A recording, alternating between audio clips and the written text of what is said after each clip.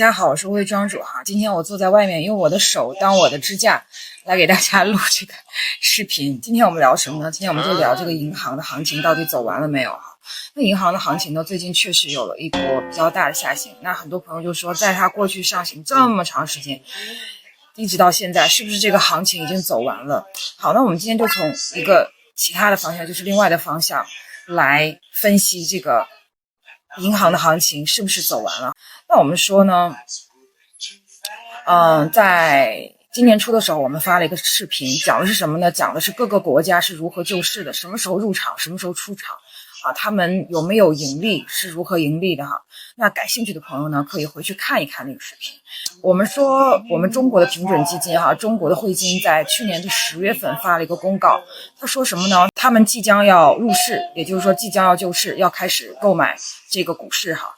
那我们看，在他发布这个公告之后呢，偏股基金它大概发行是在这个位置，对吧？然后它发行出来之后呢，这个偏股基金的新增的规模，就是发行的规模，其实并不是很大，就没什么变化。但我们看哈，宽基的 ETF 就是指数的 ETF 却大幅度的被申购。它在它去年发布了这个公告，它即将入市之后呢，有一段时间是平稳的，到后面就开始这样上行，看到吗？然后他买什么买的多呢？买沪深300买的最多，达到了多少？达到了4700亿呀。然后呢，其他的这个上证50啊、中证500啊，还有中证1000呢，就买的稍微少一些啊，但是也达到了这个100亿元。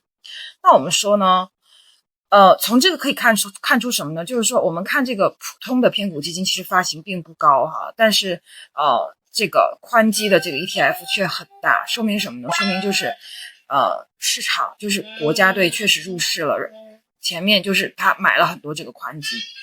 那我们看呢，平准基金一般它会怎么操作？一般它会逆势操作，看到吗？就是这个深色的线呢是 A 股的指数哈，就是万德全 A 指数。那这个中央汇金也是中国的平准基金，中国的救市基金是这个浅蓝色的线。我们看它是相反的，在股市高位的时候它是低位，也就是说它把仓位都卖出去了，它盈利，它平准基金的目的也是盈利，虽然它是救市哈。那我们看呢，在这种股市高位的时候呢，它就会把这个位置降下去，所以它是反着走的，它是逆周期操作的，在股市顶部出场，在股市底部进去。那我们说呢，从去年开始，它开始入市，基本上是从大幅度呢是从3季度之后吧。好，那我们看到它最新的报告出来呢，它最主要的持仓是什么呢？是银行。银行占了多少呢？银行占了 88% 啊，如果再加上非银金融这个 8% 点多，其实 90% 是在金融的板块上。所以当我们去看历史的数据的时候，就是在汇金也就是国家的这个资金入场的时候，银行的超额收益是比较高的。你看，这是银行板块相对就是银行这个行业跑赢整体 A 股市场的一个数据，就是这个蓝色的数据。我们可以看到它跟这个中央汇金，也就是中国的平准基金、中国的救市基金持仓的这个比例是大幅度相关的。为什么？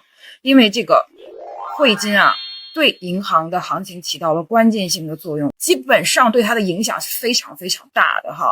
那现在好了，我们还回到我们刚开始那个问题，就是说现在银行的行情有没有走完？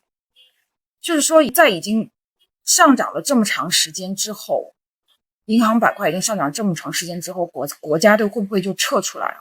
我们看这个沪深300，也就是说国家队大幅度买的这个指数是怎么走的？从10月份这个位置是这样上去，确实有上去又下来。其实它现在救市的任务并没有完全的完成，这个股市还是在底部，那就说明它的资金先不会撤出去，它先会保留啊。然后呢，我们再看这个银行的超额收益，我们看过去25年啊，这是从2000年开始。那银行的超额收益最高是这里，怎么看它的超额收益？用套利 K 线，看我们过去的视频啊，用套利 K 线的工具来看一个品种或者一个行业是否有超额收益，也就是用银行的指数除以万德全 A 的指数，我们可以看到会有一个高点，目前这个高点已经达到了过去20多年的一个极端。那在过去这个高点的时候，市场处于什么时候呢？这里是2007年1月份，大概是这个位置。这个位置呢，这差不多这个位置就基本上是市场的底部位置。那现在呢，这个又达到了一个历史的最高点，也就是银行它跑赢整体市场已经太多了，已经超过了历史的极限。那说明什么呢？它的超额收益可能已经走完了。可是当这个银行的已经到了这个套利 K 线的顶部，也就是说它的超额收益走到了一个极端的时候，市场会怎么走呢？市场我们从历史看它依然上行的。为什么？因为它是市场的底部，我们拉长周期看它依然是会上行的。所以呢，我们从中金，也就是从中国的平准基金、救市基金的这个角度来分析银行行情的话，它的超额收益应该是已经走完了，但是它的行情不一定，明白吗？就是说它相对于 A 股整体的行情可能已经走完了，但是它整体的就是绝对的收益并不一定已经走完了。好，那我也希望大家能对这个图，特别这个图截一个图去理解一下。套利 K 线对一个行业的分析其实很重要，你要是针对套利 K 线很熟悉，基本上对一个行业的分析，你拿出来你看一眼，你基本就知道这个行业大概走到一个什么样的地步。那大家可能就会有疑问说，你说了这么多，那我们操作上要怎么去做如果说已经有了一个银行的一个方向，然后你买银行的方向可能就是说，我觉得市场可能不太好。那么在市场不太好的时候，一般银行是会有超额收益的，所以你才去买银行的话，那这个时候你可以考虑把你在股市上银行的仓位逐渐的平衡到其他你看好的方向上。好，那这就是一个操作上的结论。那大家有问题的话，可以在留言区来留言。